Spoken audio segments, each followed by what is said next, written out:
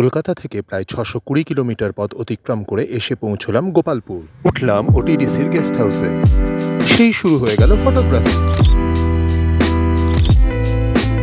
আর দেরি না করে ঝটপট রেডি হয়ে বেরিয়ে পড়লাম সমুদ্র দেখতে।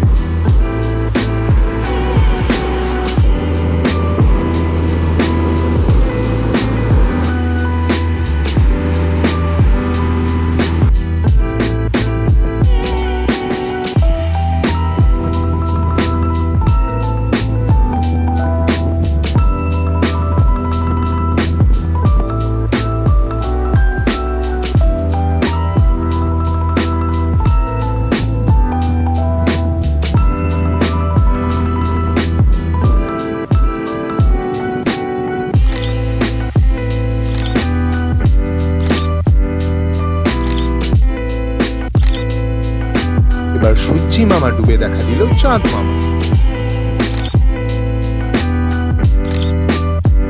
আর এভাবেই আস্তে আস্তে সন্ধ্যা নেমে এলো গোপালপুরের সমুদ্র সৈকতে। ভালো থাকবেন সবাই, টাটা, বাই বাই।